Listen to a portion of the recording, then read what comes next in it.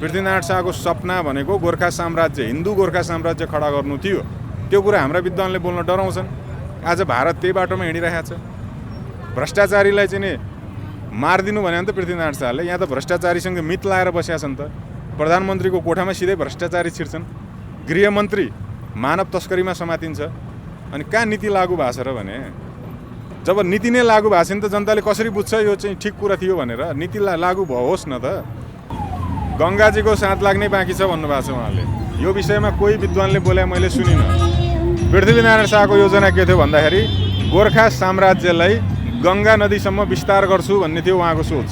यो विस्तार नै हो कि एकीकरण भन्ने यो फितलो शब्द हामी प्रयोग गर्छौँ। हेर्नुहोस्, कतिपयले मान्दैनन्, मूर्खहरूले मान्दैनन्, जसले बुझेका छैनन् तिनले मान्दैनन्, जो अरू कसैको विचारबाट प्रेरित छ तिनले मान्दैनन्। मैले तपाईँलाई भने त, आजको दिनमा चीनमा सी जिनपिङको विचारधारा बिग्छ कि माओको विचार बिग्दैन।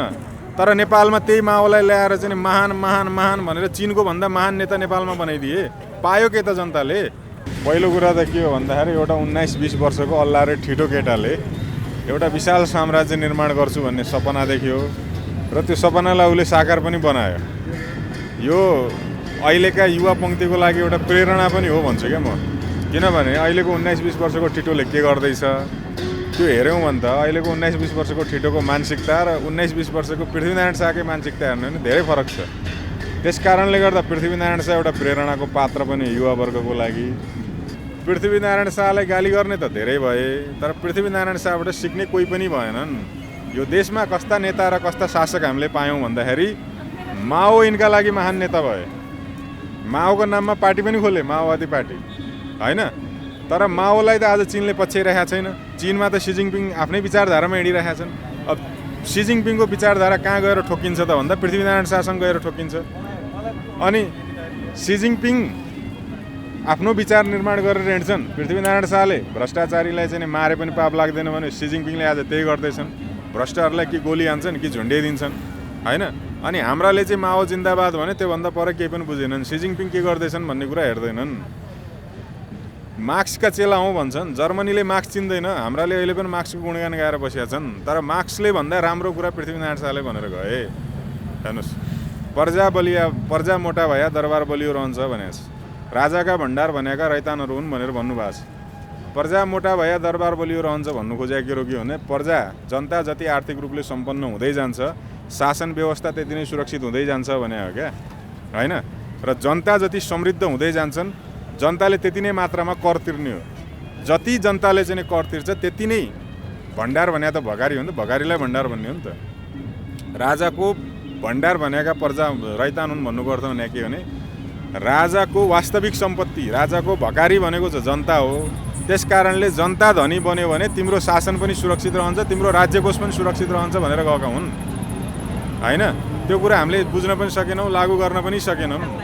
पृथ्वीनारायण शाहको योजना के थियो त भन्दा गङ्गा नदीसम्म गोर्खा साम्राज्य पुर्याउँछु, गङ्गा नदीलाई हिन्दू साम्राज्य अन्तर्गत ल्याउँछु, गङ्गा नदीमाथि गोर्खालीहरूकै साम्राज्य आधिपत्य हुनुपर्छ भन्ने उनको भिजन थियो। दुर्भाग्यले त्योभन्दा अगाडि नै उनको मृत्यु भयो। गङ्गालाई नै किन रोजे? किनभने गङ्गा नदी भनेको हिन्दूहरूको पवित्र नदी, गङ्गाकै वरिपरि ठुला ठुला तीर्थहरू परेका छन्। पृथ्वीनारायण शाहले त्यही बेलामा एउटा चाहिँ हिन्दू साम्राज्यको सपना देखिसकेका थिए। जतिखेर हिन्दुस्तान भनेर चिनिएको भारतलाई चाहिँ मुगलहरूले र अङ्ग्रेजहरूले खाँदै थिए, त्यहाँ भएका हिन्दू साम्राज्य ढल्दै थिए। त्यही बेलामा उनले सपना देखिसकेका थिए म एउटा हिन्दू साम्राज्य बनाउँछु भनेर। र तपाईँ हामी त्यही कारणले के गर्व गर्छौँ त भन्दा नेपाल कसैको गुलाम भएन, विश्वको एकमात्र हिन्दू राष्ट्र भनेर आजसम्म हामी माला जप्दैछौँ। तर यसको सूत्रधार, यसको सपना देख्ने, यसको योजना बुन्ने पात्र को थियो त भन्नुहुन्छ भने श्री 5 बडा महाराजाधिराज पृथ्वीनारायण शाह। यी कुराहरूमाथि विश्लेषण नै हुँदैन, यी कुरामाथि छलफल नै गर्दैनन्। यी कुराहरू भनेका तपाईँ हामीले सुनिरहेका भन्दा महत्त्वपूर्ण कुराकानीहरू छन्। दर्शकवृन्दहरू, धार्मिक अभियन्ता अभिषेक जोशी हुनुहुन्छ हामीसँग कुराकानी गर्नको लागि। आज पृथ्वी जयन्तीको यो अवसरमा सिंहदरबार अगाडि आउनु भएको छ तपाईँहरू। आजको यो दिनमा पृथ्वीनारायण शाहलाई कसरी सम्झिनुहुन्छ, कस्तो व्यक्तिको रूपमा हेर्नुहुन्छ? पृथ्वीनारायण शाहलाई सम्झिनुपर्ने कारण धेरै छन्। म एउटा दुईवटा कारणहरू मात्रै भन्छु है। पहिलो कुरा त के हो भन्दाखेरि एउटा 19-20 वर्षको अल्ला र ठिटो केटाले एउटा विशाल साम्राज्य निर्माण गर्छु भन्ने सपना देख्यो र त्यो सपनालाई उसले साकार पनि बनायो। यो अहिलेका युवा पङ्क्तिको लागि एउटा प्रेरणा पनि हो भन्छु क्या म। किनभने अहिलेको 19-20 वर्षको ठिटोले के गर्दैछ त्यो हेऱ्यौँ भने त अहिलेको 19-20 वर्षको ठिटोको मानसिकता र 19-20 वर्षको पृथ्वीनारायण शाहकै मानसिकता हेर्नु भने धेरै फरक छ। त्यस कारणले गर्दा पृथ्वीनारायण शाह एउटा प्रेरणाको पात्र पनि युवावर्गको लागि। र अर्को कुरा के भने पृथ्वीनारायण शाह त्यस्तो ऐतिहासिक पात्र हो जसले कुनै सङ्कल्प लियो भने त्यो सङ्कल्प पुरा गर्न गाह्रो छैन भनेर प्रमाणित पनि गरिदियो। गोर्खा भनेको तुलनात्मक रूपमा एकदमै कमजोर राज्य थियो, गरिब राज्य थियो, सेना पनि त्योसँग खासै अनुभवी सेना थिएन। तर त्यस्तो कमजोर राज्यले कोसँग युद्ध गर्यो त भन्दा जुन राज्य ऊभन्दा धनी थिए, चाहे काठमाडौँका 3वटा राज्य कुरो गर्नुहोस्, चाहे पूर्वका सेन राज्यहरूको कुरो गर्नुहोस्, गोर्खाको तुलनामा आर्थिक रूपले पनि बलिया थिए, सैन्य रूपले पनि बलिया थिए, सङ्गठनको हिसाबले पनि बलिया थिए, सम्बन्धको हिसाबले पनि उनीहरू गोर्खाको तुलनामा धेरै नै फराकिलो सम्बन्ध बनाएर बसेका राजाहरू थिए। त्यस्ता राजाहरूलाई उनले जितेर के कुरो प्रमाणित गरिदियो त भन्दाखेरि कसैले कुनै उद्देश्य प्राप्त गर्नको लागि सङ्कल्प लिन्छ भने त्यो चाहिँ सफल भएरै छोड्छ भन्ने उनले देखाइदिए। तेस्रो महत्त्वपूर्ण कुरा के हो भन्नुहुन्छ भने धर्म संस्कृतिको माध्यमबाट राष्ट्रियता सुरक्षित राख्न सकिन्छ। राष्ट्रिय सुरक्षाको लागि मौलिक धर्म संस्कृतिको जगेर्ना हुनुपर्छ भनेर पृथ्वीनारायण शाहले सबैले आफ्नो आफ्नो कुल धर्म मान्नु भनेर भनेका छन्। विदेशीको नाचगान नहेर्नु, नेवारकै नाचगान हेर्नु भनेर भनेका छन्। त्यसका दुईटा फाइदा छन्। एउटा फाइदा तपाईँको पैसा तपाईँकै देशमा रहन्छ, बाहिर जाँदैन। अर्को फाइदा के हो भन्दाखेरि देशको आन्तरिक सुरक्षा बलियो भयो। कोही जासुसहरू, कोही शत्रु पक्षका मान्छेहरू गायकको भेषमा, नृत्य गर्ने मान्छेको भेषमा, साधु सन्तको भेषमा तपाईँको देशमा आउँदैनन् भनेर उनले दुईटा कुरा भनेका छन्।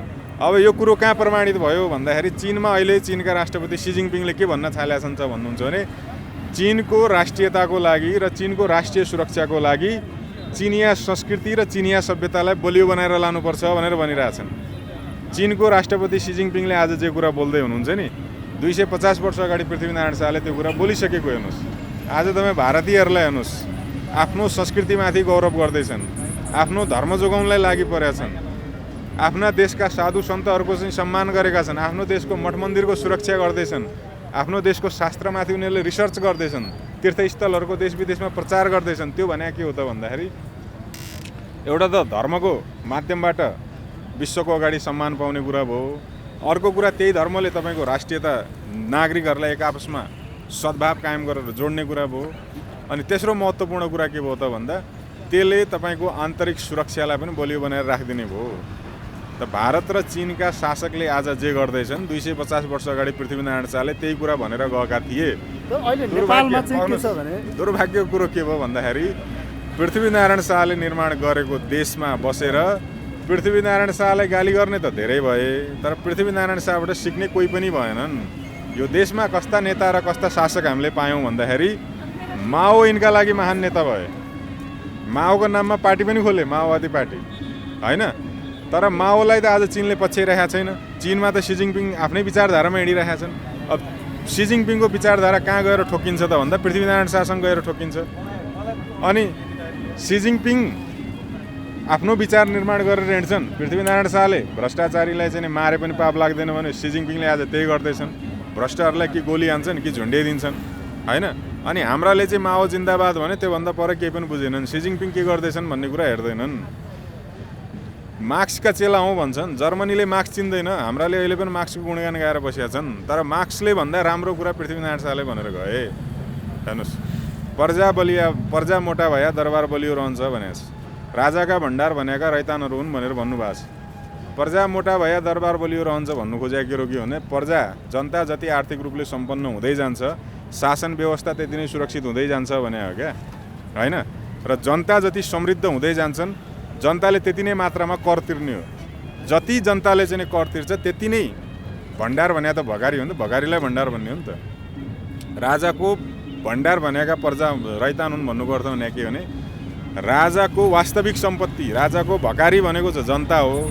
त्यस कारणले जनता धनी बन्यो भने तिम्रो शासन पनि सुरक्षित रहन्छ, तिम्रो राज्यकोष पनि सुरक्षित रहन्छ भनेर गएका हुन् होइन। त्यो कुरा हामीले बुझ्न पनि सकेनौँ, लागू गर्न पनि सकेनौँ। पृथ्वीनारायण शाहलाई किन सम्झिने भन्दाखेरि मूल कुरा यिनी हो। अर्को एउटा महत्त्वपूर्ण कुरा छ, गङ्गाजीको साथ लाग्नै बाँकी छ भन्नुभएको छ उहाँले। यो विषयमा कोही विद्वानले बोले मैले सुनिनँ। पृथ्वीनारायण शाहको योजना के थियो भन्दाखेरि गोर्खा साम्राज्यलाई गङ्गा नदीसम्म विस्तार गर्छु भन्ने थियो उहाँको सोच। यो विस्तार नै हो कि एकीकरण भन्ने यो फितलो शब्द हामी प्रयोग गर्छौँ। हेर्नुहोस्, यो एकीकरण भनेको एकदमै कमजोरले गर्ने हो एकीकरण। बहादुरले त विस्तारै गर्ने हो।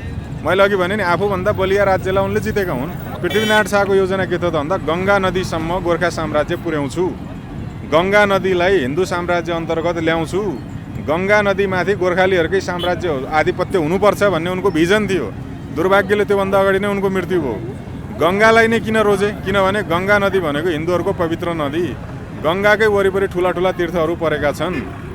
पृथ्वीनारायण शाहले त्यही बेलामा एउटा चाहिँ हिन्दू साम्राज्यको सपना देखिसकेका थिए। जतिखेर हिन्दुस्तान भनेर चिनिएको भारतलाई चाहिँ मुगलहरूले र अङ्ग्रेजहरूले खाँदै थिए, त्यहाँ भएका हिन्दू साम्राज्य ढल्दै थिए। त्यही बेलामा उनले सपना देखिसकेका थिए, म एउटा हिन्दू साम्राज्य बनाउँछु भनेर। र तपाईँ हामी त्यही कारणले के गर्व गर्छौँ त भन्दा नेपाल कसैको गुलाम भएन, विश्वको एकमात्र हिन्दू राष्ट्र भनेर आजसम्म हामी माला जप्दैछौँ। तर यसको सूत्रधार, यसको सपना देख्ने, यसको योजना बुन्ने पात्र को थियो त भन्नुहुन्छ भने श्री 5 बडा महाराजाधिराज पृथ्वीनारायण शाह। यी कुराहरूमाथि विश्लेषण नै हुँदैन, यी कुरामाथि छलफल नै गर्दैनन्। यी कुराहरू भनेका तपाईँ हामीले सुनिरहेका भन्दा महत्त्वपूर्ण कुराकानीहरू छन्। जसरी तपाईँहरू अहिले पृथ्वीनारायण शाहकै वंशलाई फेरि राज संस्था पुनर्स्थापना गर्नुपर्छ भनेर लागिरहनु भएको छ, तपाईँले यस्ता किसिमको अभियानहरू राखिरहनु भएको छ कि जनताले नबुझेका हुन् कि अब नपत्याएका हुन् कि यो देशमा फेरि राज संस्था पुनर्स्थापना गर्न सम्भव छ? असम्भव भन्ने कुरा त केही पनि छैन। मैले अघि तपाईँलाई भने एउटा सामान्य गरिब गोर्खा राज्यको राजाले राज्य विस्तार गर्छु भन्ने सपना देखेर कोसँग युद्ध लड्यो त भन्दा आफूभन्दा बलियारसँग युद्ध लड्यो। अबको अहिलेको यो पुस्ताले त्यो कुरालाई फेरि यो पुस्ता र त्यो पुस्ता भन्ने हुँदैन नि। अबको पुस्ता भने के खाने खाँदैन कि अहिलेको पुस्ताले, लुगै लाउँदैन कि अहिलेको पुस्ताले, अहिलेको पुस्तालाई भोकै लाग्दैन कि निन्द्रै लाग्दैन कि, अहिलेको पुस्तालाई देशै चाहिँदैन कि? यो चिन्तन प्रणाली परिवर्तन गर्नु पर्यो। अहिलेको पुस्ता र उहिलेको पुस्ता भन्ने कुरो होइन। तपाईँ हाम्रो शरीरमा रगत कसको बगेको छ? त्यही पुर्खाको रगत बगेको होइन? तपाईँको पुर्खाले पनि नेपाल एकीकरणमा योगदान दिएका छन्, रगत बगेको छ। हाम्रा पुर्खाको रगत बगेको छ।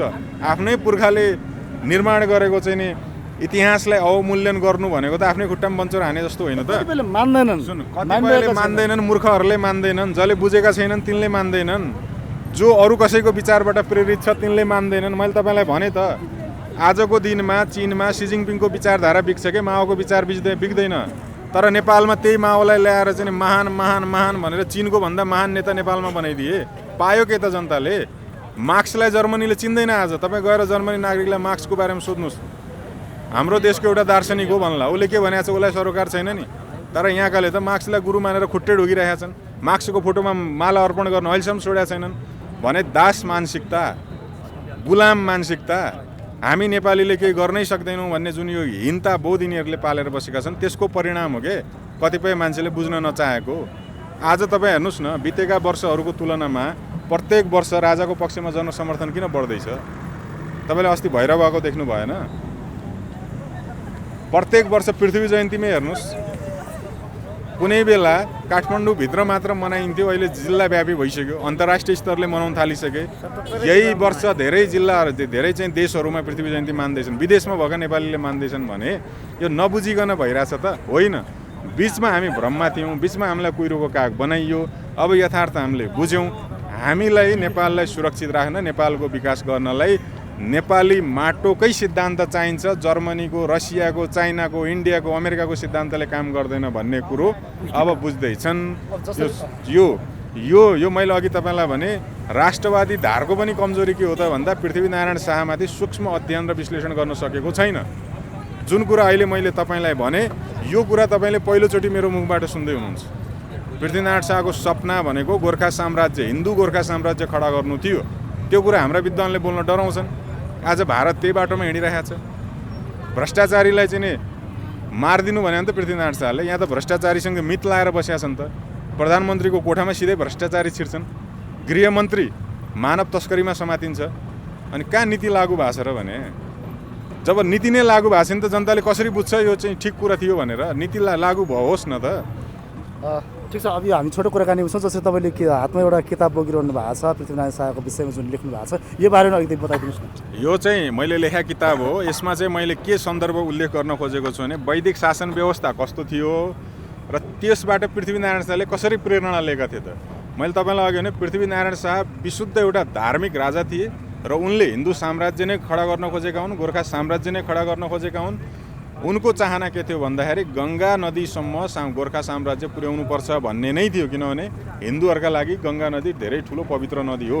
त्यसमाथि म्लेच्छले शासन गरेको उनलाई मन परेको थिएन। त्यस्तै कुराहरू मैले यसमा समेटेको छु। शास्त्रले राजा कस्तो हुनुपर्छ भनेर भनेको छ, कस्तो खालको राजनीतिको निर्देशन दिएको छ र त्यो कुराहरूलाई पृथ्वीनारायण शाहले कसरी पालन गरे त भन्ने विषयलाई मैले दुईवटा विषयलाई यसमा जोडेर र त्यस सँगसँगै पृथ्वीनारायण शाह र बुद्धिस्टहरूको बिचमा कस्तो खालको सम्बन्ध थियो त भन्ने विषयहरूलाई मैले केलाएर यो पुस्तक चाहिँ तयार पारेको। कसरी पाउन सकिन्छ यो पुस्तक? यो पुस्तक अब सिधै मलाई फोन गरे पनि हुन्छ। 98 63 336 336 मेरो फोन नम्बर हो।